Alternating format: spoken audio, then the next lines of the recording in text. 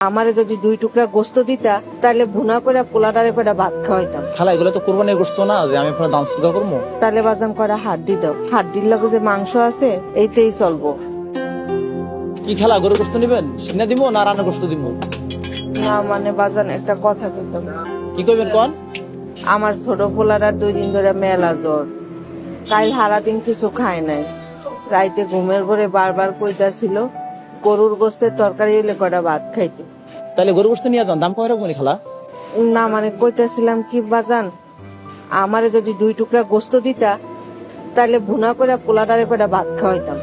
খালা এগুলো তো কোরবানির গোশত না যে আমি আপনার দান সুদা করবো। এক কাজ করেন, আমি 20 টাকা দিই, আপনার রিং কিনে বাসায় চলে যান। তাহলে বাজাম করে হাড্ডি দাও, হাড্ডির লগে যে মাংস আছে এইতেই চলবো। ঝোল করে পোলাটারে কটা ভাত খাওয়াম। আরে খালা গরুর সবকিছুই তো বিক্রি হয়। তাহলে আমার একটু চর্বি দাও বাজান। আরে খালা কিছুই দেওয়া যাবে না, এখন কাস্টমার আছে জান। কিছুই দেওয়া যাইব না? পোলাটা তো না খায় না খায় মরে যাবো বাজান। খুব জ্বালাই দিচ্ছেন তো। এই এক কাজ কর তো, এখানটা একটু ঘুরে কেটে দে তো।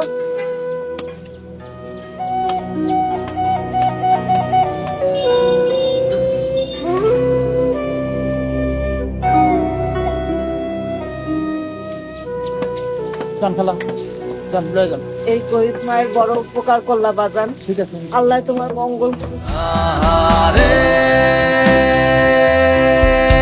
আহারে জীবন বেঁচে থেকেও বল তুই বেঁচে আছিস কোথায়? আহারে আহারে জীবন ও বাজান কটা ভাত খাবি? 2 দিন ধরে কিচ্ছু খাস না। আম্মা গরুর মাংস রাঁধছো না? তাইলে ভাত খামো।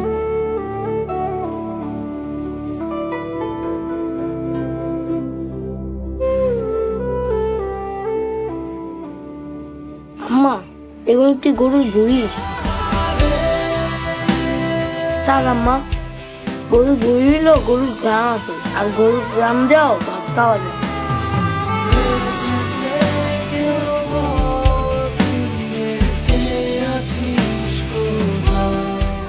হ্যালো, কেমন আছো শ্রীমা? খুব ভালো আছি মা, খুব সুখী আছি। আলহামদুলিল্লাহ। জামাই বাচ্চার কথা হইনা নিশ্চয়ই খুব খুশি হয়েছে, তাই না রে মা? মা খুব। তা তো হইবই। বাপ মা হওয়ার খুশি মানুষের জীবনে সবচেয়ে বড় খুশি, তাও আবার প্রথম সন্তান হওয়ার খুশি। তুই যখন হয়েছিলি তোর বাপে তো খুশিতে বাচ্চা গোলাহান হাউমাউ করে কাঁদছে। তুমি কেমন আছো মা? তোমার ভাইটা আমার কেমন আছে? অভাবে 3 বেলা খাইতেও পারো না, আমি তো জানি। না রে মা, তুই চিন্তা করিস না, আল্লাহর রহমতে আমরা ভালোই আছি। খালি তমালের রাইতলে একটু জ্বর আহে। নিশ্চয় ডাক্তার তো দেখাইতে পারো নাই।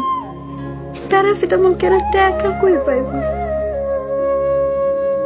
আচ্ছা মা, আমি দেখি পিয়াস ভাইয়ের মোবাইলে কিছু টাকা পাঠান যায় কিনা। তুমি তমালের দিকে একটু খেয়াল রাখো। তুই ভালো থাকিস মা, প্যাডে সোনামণিটার যত্ন নিস।